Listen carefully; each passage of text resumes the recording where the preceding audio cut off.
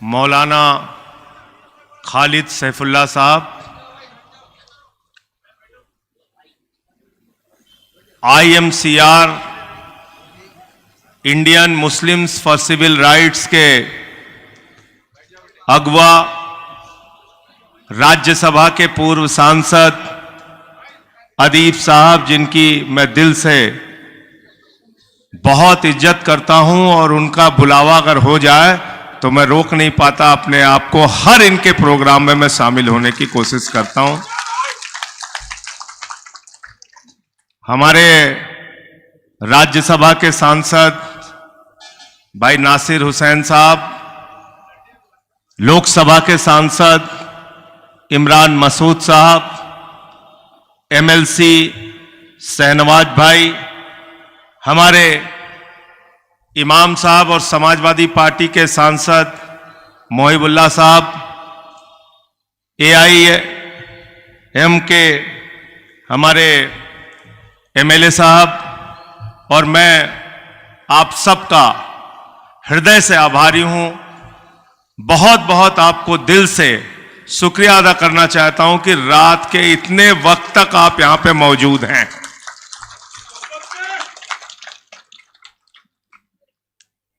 अब ये कानून लाने की जरूरत क्या पड़ी, सबसे पहले तो मैं ये सोचता हूं बार बार। और जब ये संशोधन बिल आया तो मेरे सामने मीडिया वाले सबसे पहले पहुंचे, बोले संजय सिंह जी, आप आम आदमी पार्टी के राज्यसभा के लीडर हैं, ये वक्फ बिल संशोधन बिल के बारे में आपका क्या कहना है? मोदी जी की सरकार वक्फ बिल संशोधन बिल लेके आ रही है, इस पे आपके क्या विचार हैं?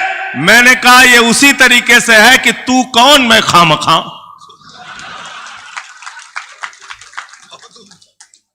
वक्फ बिल से नरेंद्र मोदी का क्या लेना देना है?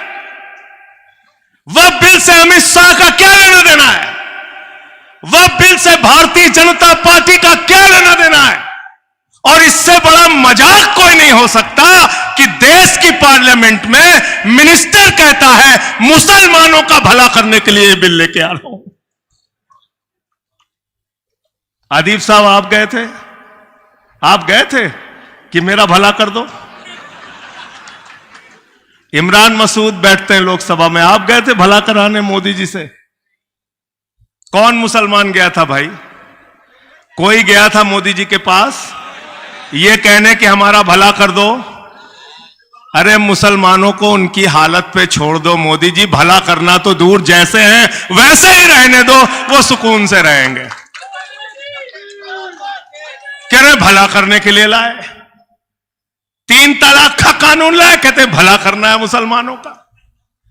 पूरा हिंदुस्तान में एक टिकट मुसलमान को नहीं देते, एक विधायक मुसलमान का नहीं बनाते, एक सांसद मुसलमान का नहीं बनाते, एक मंत्री मुसलमान का नहीं बनाते। इसलिए पार्लियामेंट के अंदर मंत्री झूठ बोलता है कि यह बिल मुसलमानों का भला करने के लिए आया गया है, यह बिल मुसलमानों का नुकसान करने के लिए, उनकी संपत्तियों पे कब्जा करने के लिए लाया गया है। गलत तो नहीं कह रहा हूं? गलत तो नहीं कह रहा हूं? क्या क्या लिख दिया इस बिल में? मैंने तो पढ़ा, मेरे होश उड़ गए। क्या क्या लिख दिया इस बिल के अंदर? हम लोग डिस्कस करते हैं, हैरान हो जाते हैं, ऐसे ऐसे सवाल पूछते हैं, उनके पास जवाब ही नहीं होता। कहते हैं साहब वक्फ बाई यूजर का मतलब है कि मुसलमानों ने जहां नमाज पढ़ ली वो जमीन उनकी हो गई। वक्फ ने जहां कह दिया ये संपत्ति उनकी है, ये संपत्ति उनकी हो गई। इतना झूठ फैलाते हैं। इसीलिए मैंने भाजपाइयों का नाम बदल के भारतीय जनता पार्टी से भारतीय झूठा पार्टी रख दिया। झूठ बोलने की मास्टरी है इनको। इतने कॉन्फिडेंस से आप सच नहीं बोल सकते जितने कॉन्फिडेंस से नरेंद्र मोदी जी झूठ बोल सकते हैं। गए एक सभा में, कहने लगे नाली के गैस से चाय बना लो। फिर दूसरी सभा में गए, कहने लगे सिकंदर जब बिहार में आया था तो बिहारियों ने मार के भगाया था। अब सिकंदर कभी बिहार गया ही नहीं बेचारा। फिर तीसरी सभा में गए, कहने लगे बाबा गोरखनाथ जी, संत कबीर जी, बाबा गुरु नानक देव जी एक साथ बैठ के मीटिंग करते थे। पता चला उनके जीवन काल में ही सैकड़ों साल का अंतर था। जब एक थे तो दूसरे नहीं थे दुनिया में। इतने कॉन्फिडेंस, गए एक जगह कहने लगे भारत की आबादी 600 करोड़ है। बोले हम 600 करोड़ से जीत के आए। कुछ भी बोलते हैं प्रधानमंत्री जी। ये बिल को पढ़ा है आपने? इसमें लिखा है कि अब वही मुसलमान वक्फ कर सकता है, यानी वही मुसलमान अल्लाह के नाम पे दान कर सकता है, यानी वही मुसलमान मस्जिद के लिए, कब्रिस्तान के लिए, दरगाह के लिए, मदरसे के लिए, अस्पताल के लिए, यतीम खाने के लिए दान कर सकता है जो 5 साल का प्रैक्टिसिंग मुस्लिम हो। पढ़ा है कानून आपने? कानून पढ़ा है? इसमें लिखा हुआ है 5 साल का प्रैक्टिसिंग मुस्लिम। कैसे तय करोगे प्रधानमंत्री जी? क्या मुसलमानों के घर में सीसीटीवी कैमरा लगाओगे? 5 वक्त की नमाज पढ़ता है कि नहीं पढ़ता? क्या आप तय करोगे कि वो जुमे की नमाज पढ़ता है तो मुसलमान माना जाएगा, 5 वक्त की नमाज पढ़ता है तो मुसलमान माना जाएगा, या मुसलमान के घर में पैदा हो गया तो मुसलमान माना जाएगा? आप कौन होते हैं? किसने आपको हक दिया यह तय करने का कि आप तय करेंगे कौन मुसलमान है?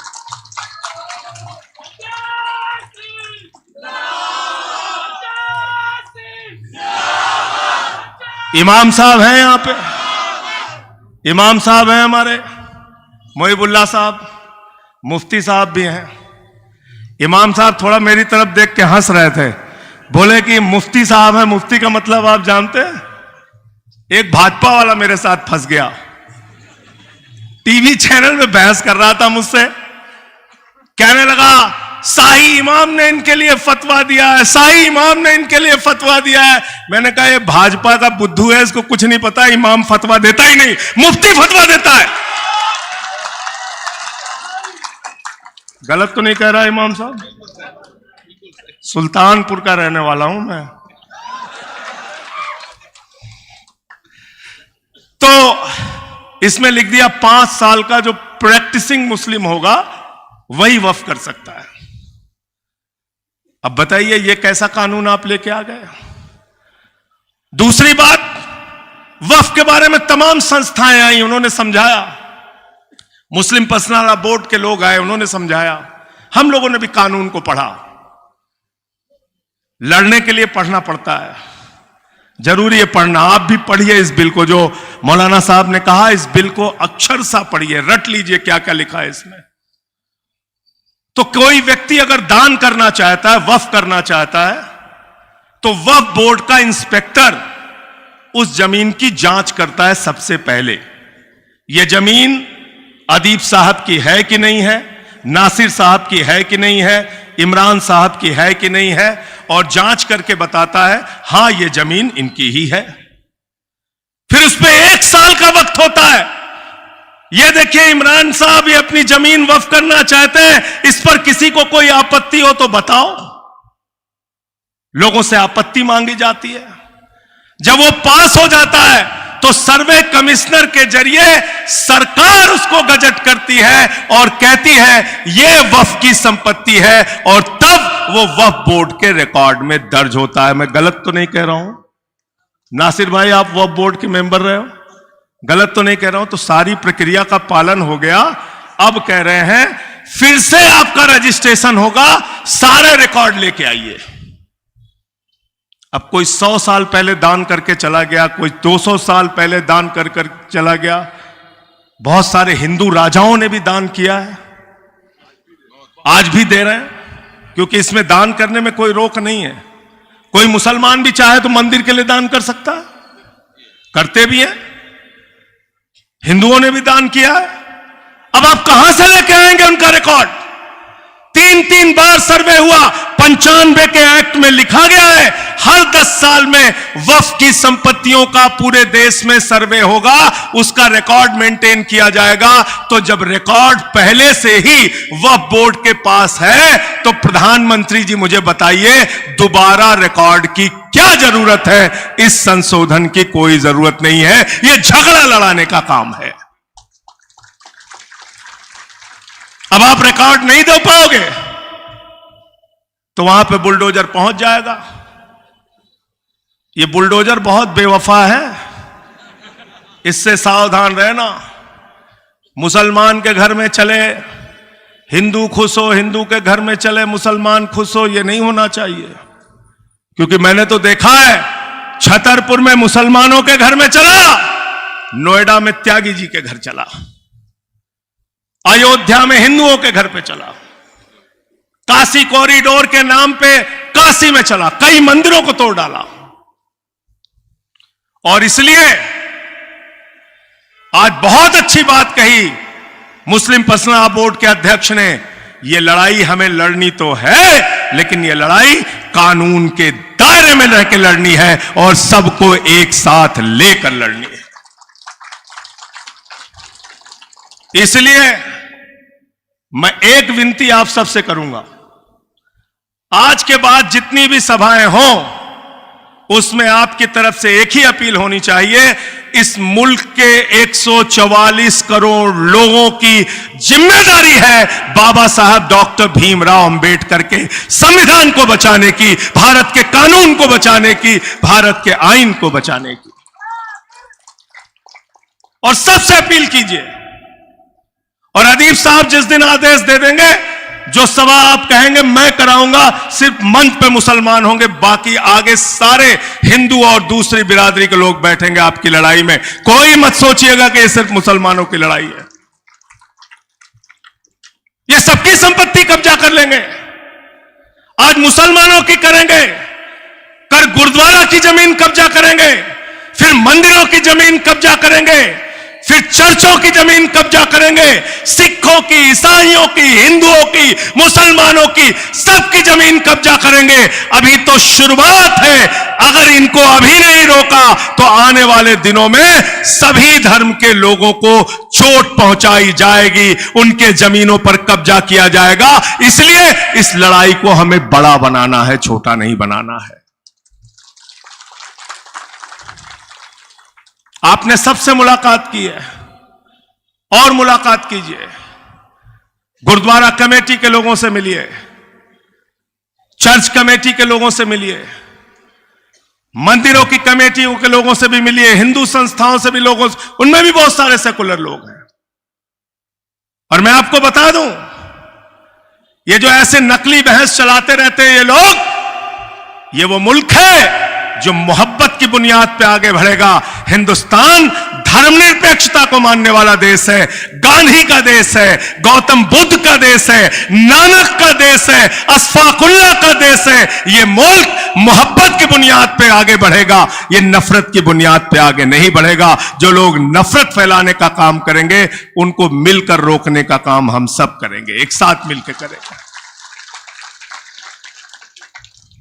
यह वो मुल्क है, इस मुल्क के लोगों का क्या अकीदा है, क्या भरोसा है। आप सोचिए, मस्जिद से अल्लाह का नमाजी नमाज पढ़ के निकलता है, सीढ़ियों से उतरता है, उसके सामने लाइनों में हिंदू माएं खड़ी रहती हैं अपने बच्चों को लेके, बच्चा बीमार है, इसको फूंक देगा तो ये ठीक हो जाएगा। ये भरोसा है उसका। हम क्या कहते हैं अल्लाह को, खुदा को, रब्बुल आलमीन, पूरे आलम का रब, सिर्फ मुसलमानों का रब नहीं।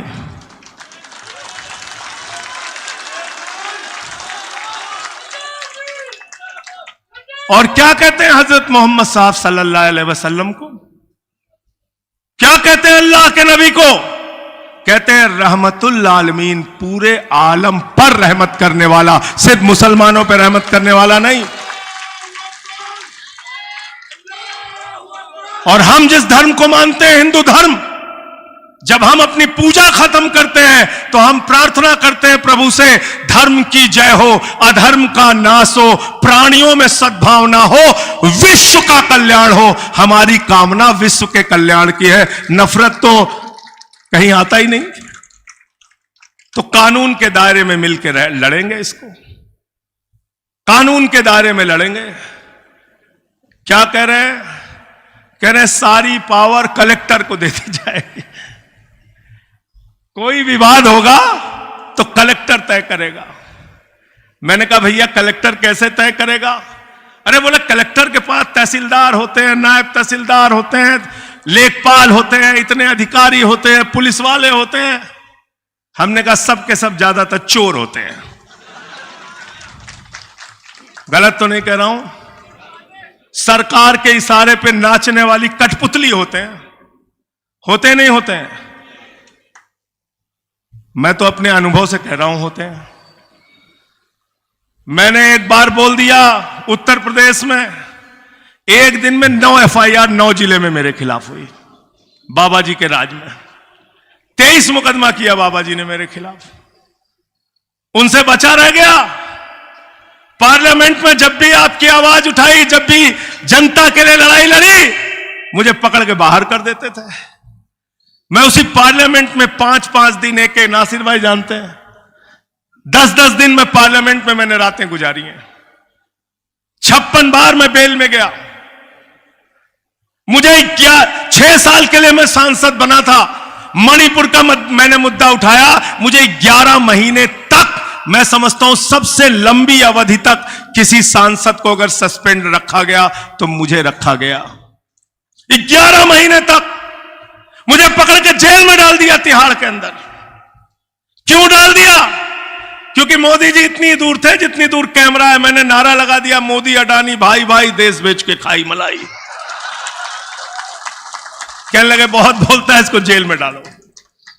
जेल से निकल के आया, फिर बोलने लगा, बोले ये तो और ज्यादा बोलता है, इसका इलाज, लाइलाज बीमारी है, क्या इसका इलाज नहीं हो सकता, डालो जेल में आप। कौन डरता है आपके जेल से? कौन डरता है आपके मुकदमे से? आप 1000 मुकदमा कीजिए, जितनी बार मर्जी हो जेल में डालिए। हक के लिए, अधिकारों के लिए, सच्चाई के लिए लड़ता रहा हूं और लड़ता रहूंगा, पीछे हटने वाला नहीं हूं।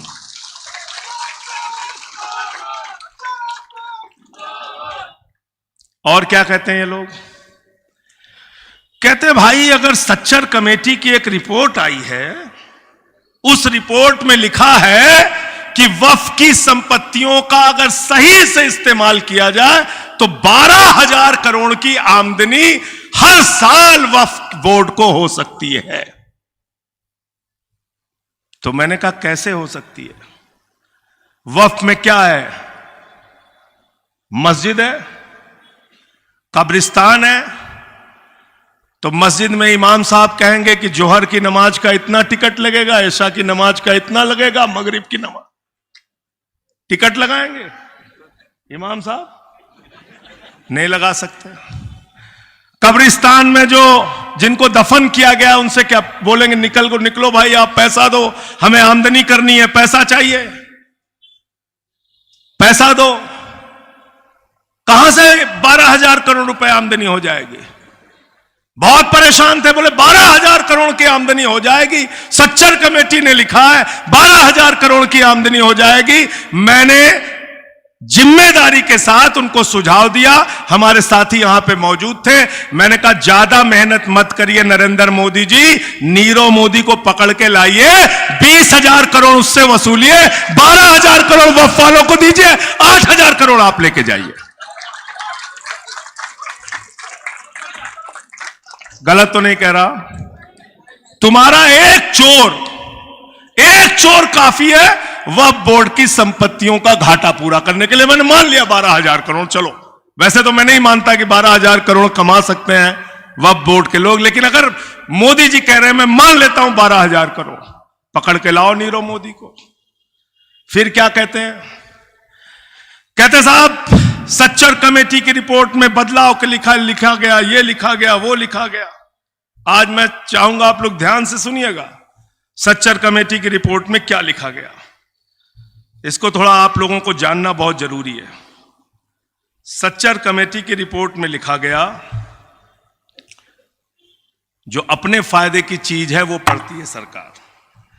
सच्चर कमेटी की रिपोर्ट में लिखा गया कि देश भर में वक्फ बोर्ड की जमीनें, जो मुसलमानों के मस्जिदों की जमीन थी, दरगाहों की जमीन थी, कब्रिस्तानों की जमीन थी, ये किसी और ने नहीं, सच्चर कमेटी की रिपोर्ट में लिखा है। उसको पढ़ना कि दिल्ली के अंदर 316 ऐसी संपत्ति है जिस पे खुद सरकार ने कब्जा कर रखा है।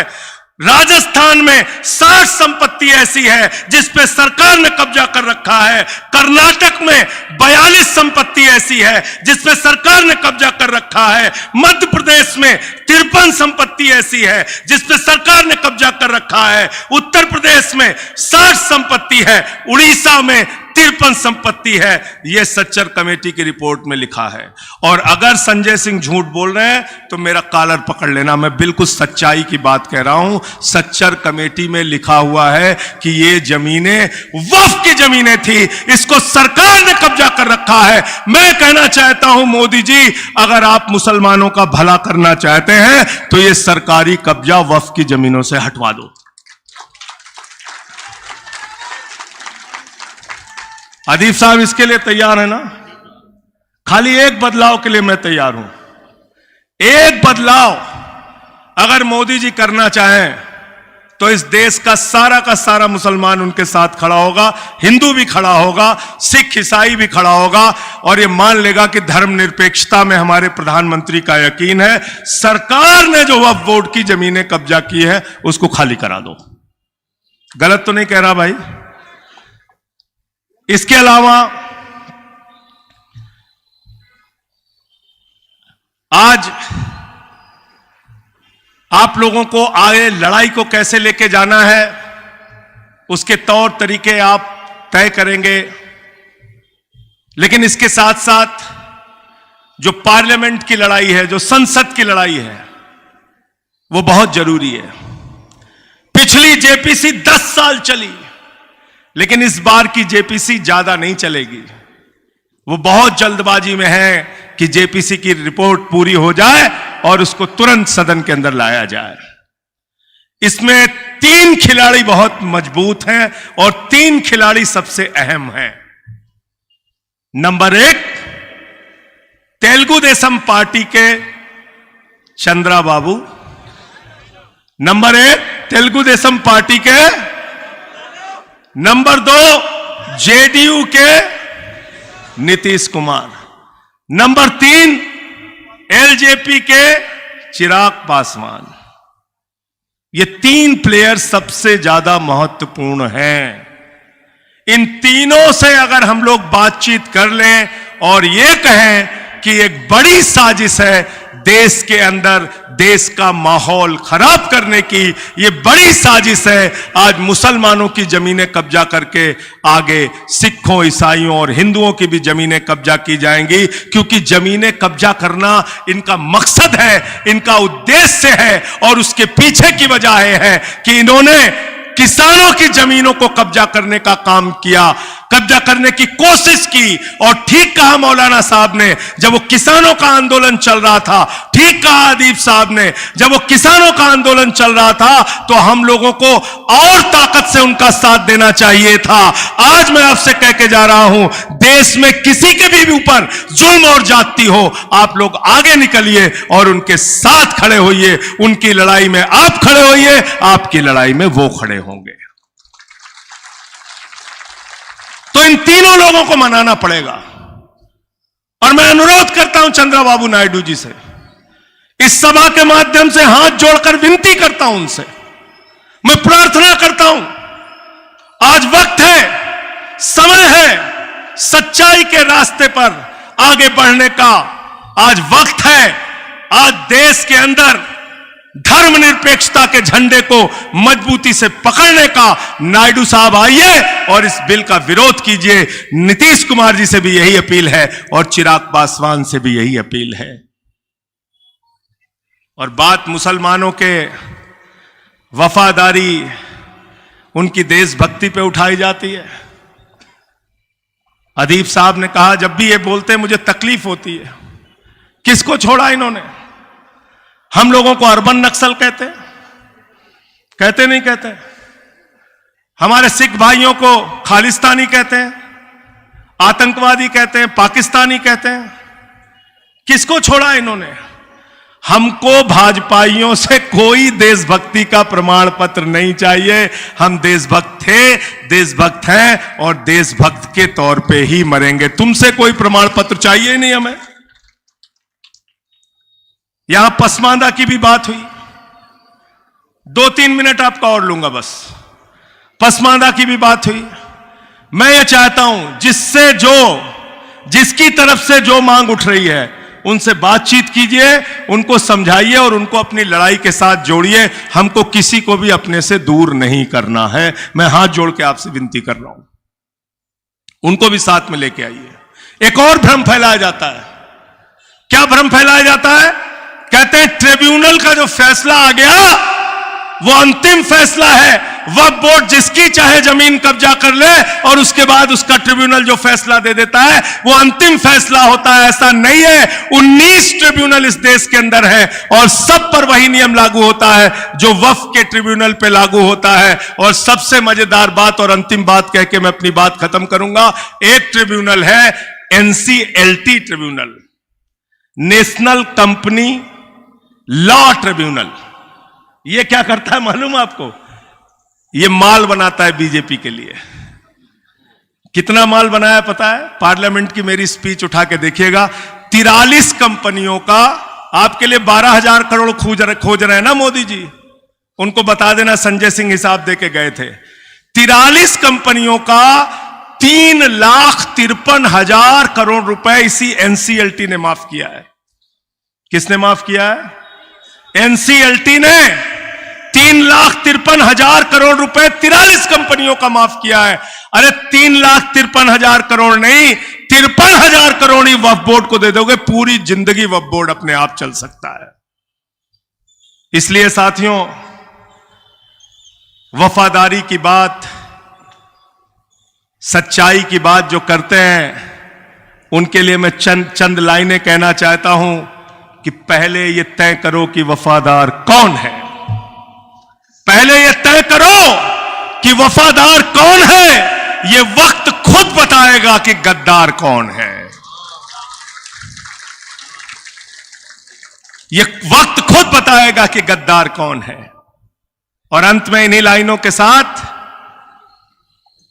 कि यह अमन बिक रहा है, चमन बिक रहा है, गरीबों के तन का कफन बिक रहा है, बाजारों में बहनों का तन बिक रहा है। यारो बुरा न मानो तो कह दूं, इन बेईमानों के हाथों वतन बिक रहा है। इन बेईमानों के हाथों वतन बिक रहा है। इस देश के मुसलमानों की जमीनें कब्जा करके नरेंद्र मोदी जी अपने दोस्त अडानी को देना चाहते हैं। अडानी को नाम पूरा देश नीलाम करना चाहते हैं, चाहे गुरुद्वारे की जमीन हो, मंदिर की जमीन हो। जैसे इन्होंने एयरपोर्ट दे दिया, पोर्ट दे दिया, रेल दे दिया, सेल दे दिया, कोयला दे दिया, गैस दे दिया, बिजली दे दिया, पानी दे दिया, ऐसे ही मस्जिदों की, मंदिरों की, गुरुद्वारों की जमीनें भी उठा के अपने दोस्त अडानी को मोदी जी देना चाहते हैं। इसलिए सबको साथ लाना होगा और अपने धर्म को बचाना होगा, क्योंकि भारत का संविधान धारा 25, 26 साफ तौर पे कहती है